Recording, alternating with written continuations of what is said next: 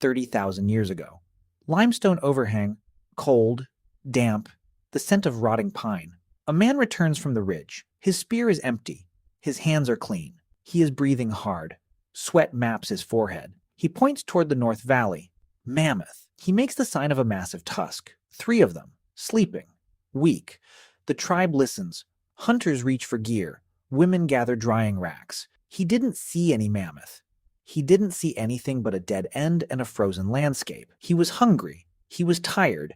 He was afraid of being labeled useless, so he lied. In that moment, the human experience shifted. Before this, the tribe survived on absolute transparency. What you saw was reality. What you heard was the truth. But now, reality has 2 layers. There is the world, and there is the story he created to navigate it. He didn't just break trust, he created the first criminal. You come from the ones who realized he was a fraud. You exist because your ancestors learned to spot the fake. If this investigation into our hidden instincts keeps you up at night, hit that subscribe button. We open a new case file on human nature every single week. This is Case File 017.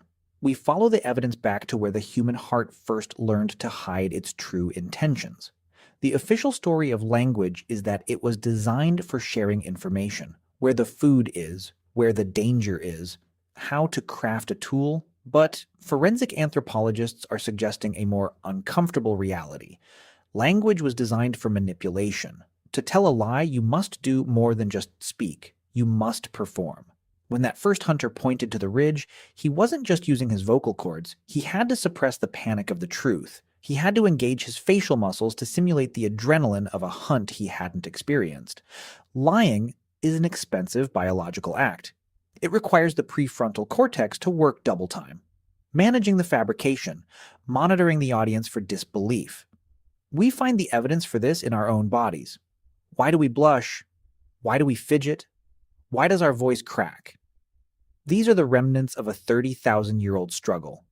Your body is a forensic record of your deception. Even today, when you try to hide a truth, your body betrays you. Drop a comment below. Have you ever caught someone lying just by looking at their eyes? Or is your lie detection weaker than you think? I read everyone. What happens to a tribe of 30 people when one of them is a liar? In the Ice Age, a liar isn't just an annoyance. A liar is a resource sink. If the tribe moves toward the mammoth the liar described, they burn precious calories. They move away from food. They expose themselves to the cold. A single lie in a group of 30 isn't a social problem. It's a lethal threat to the group's genetic legacy. This is where the official story cracks. Anthropologists have spent decades trying to understand why we developed such complex social hierarchies. The evidence points to a forensic explanation. We needed a police force. We needed to be able to evaluate the reliability of our kin. The ones who didn't care, the ones who let the liar's story pass without protest, were the ones who ended up hungry, shivering, and isolated.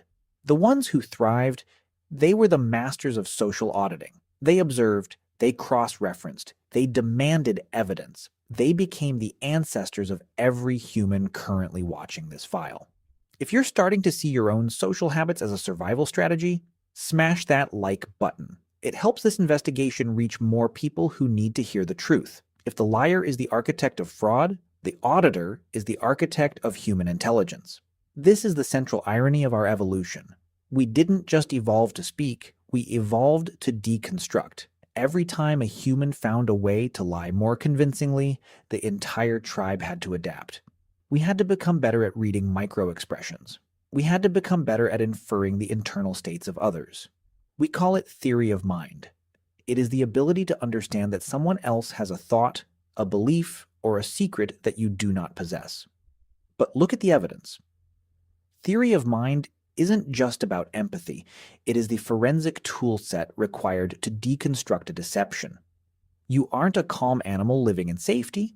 You are a survival machine built by the apocalypse, capable of scanning a room and detecting a hint of dishonesty that could lead to the extinction of your group.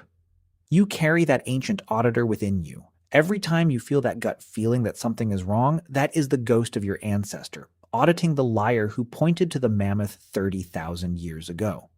We're just scratching the surface of how ancient behavior dictates modern stress. Subscribe to the channel. You're already part of the audit. Here's where it gets uncomfortable.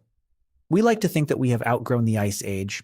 We like to think that in an era of global connectivity and digital record keeping, the first lie is a relic. But look at your own life. You aren't just a truth seeker. You are a truth creator. The same mechanisms that allowed the first hunter to invent the mammoth are the same mechanisms you use every single day. You filter your life on social media. You curate your history and conversations. You hide your fear so you don't look weak to the tribe. You are both the forensic auditor, the one who catches the lie, and the desperate hunter, the one who invents the mammoth to survive the pressure. You exist because they survived. They survived because they audited, and the audit never truly closes. Case closed, but the lie remains. If this file got under your skin, let me know in the comments. What's the one lie you've told that you still carry with you? Subscribe, stay on the case, and I'll see you in the evidence room next week.